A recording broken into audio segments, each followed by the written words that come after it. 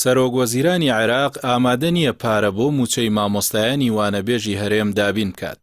حکوومەتی ماوە بە سەرچووی هەرێمیش ناتوانێت یاخود نایەوێت گرێبەست بۆ وانەبێژان ببەستێت. لایەنە سوننە و شیعەکانیش ئامادە نین سیاسەتی موناقەلە بۆ مامۆستایانی وانەبێژ ئەنجام بدەن. ئەمانە وتەی نوێنەرانی مامۆستایانی وانەبێژە لە سلێمانی کە دوای 3 ڕۆژ لە کۆبوونەوەیان لەگەڵ دەسەڵاتدارانی عێراق نەگەیشتنە هیچ ئەنجامێک. وەزارەتی پەروەردە و وەزارەتی دارایی هەڵەیەکیان دەرحەقی مامۆستایانی وانەبێژ ئەنجامدا کە ئەوە بوو ناوی مامۆستایانی وانەبێژیان نەخستە ناو لیستی موچەی موچەخۆرانەوە. خاڵێکی تر هاتین بە کۆدەنگی فراکسیۆنە کوردستانیەکان هەر هەمیان لە پەرلەمانی عێراق داوا بکرێن مناقەلە بکرێ. مناقەلە واتە چی؟ واتە داوا بکرێ 18 ملیار لە بودجەی عێراق لە بودجەی هەرێم کە لە عێراقەوە وەرگیراوە لە پارەی بودجەی تەشغیلی یان لە پارەی بودجەی وەبەرهێنان سەر بخرێ بۆ مامۆستایانی وانەبێژ. بەڕێزان پرسیارەکە لێرەدا ئەوەیە، ئایا حکوومەت یاریمی کوردستان دەتوانێت مامۆستایانی وانەبێژ بە شێوەی گرێبەستدا بمەزرێنێ؟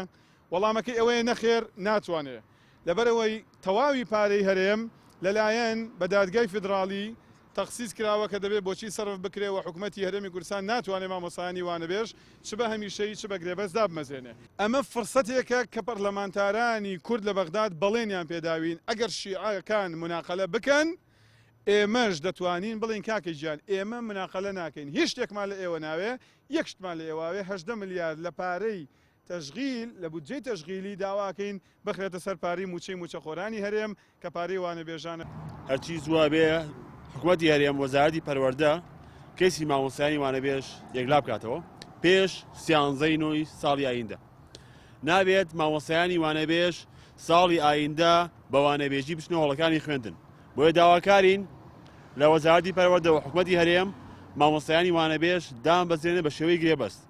ئەگەر نا 13 مامۆستایانی وانەبێژ بە وانەبێژی ناچن هەوڵەکانی خوێندن. مامۆستایان بە تایبەت سوپاسی هاوکاریەکانی سۆران عومەر پەرلەمانتاری فراکسیۆنی کۆمەڵ لە ئەنجومەنی نوێنەرانی عێراق دەکەن و دەڵێن پێچەوانەی هەندێک لایەن زۆرترین کار و کەمترین لێدوانی هەیە.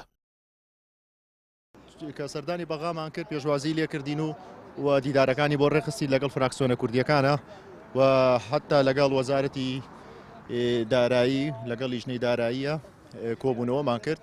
بەڕاستی ڕۆڵی ئەو پیاوەمە بەرزە نرخێنین ئێمە نەکرد کاکسۆرە هەر لایەنێکیش بێدەست کەیسی وانەبێژان هاوکاری بکە سوپاسیەکەن. بەڕاستی کاکسۆران یەکێک و لەوانەی کە لە بەغا توانی زۆر بە ئاسانی کارەکانمان جێبەجێ بکە و لەو فترەی کە ئێمە بۆ 3ەم جار بۆ 4ەم جار ڕوومان کردوتە بەغا گەیشتنە لای فراکسیۆنە کوردیەکان و لایەنەکانی تر. لە ئەگەری جێبەجێ نەکردنی داواکاریەکانیان چارەنووسی مامۆستایانی وانەبێژ و خوێندنی ساڵی ئایندەش لە بەردەم مەترسی دووبارە دەستپێکردنەوەی بایکۆتدایە و چاوەڕوان دەکرێت هاوشێوەی چەند ساڵی ڕابردوو ساڵێکی خوێندنی پڕ لە کەم و کوڕی بەڕێوە بچێت.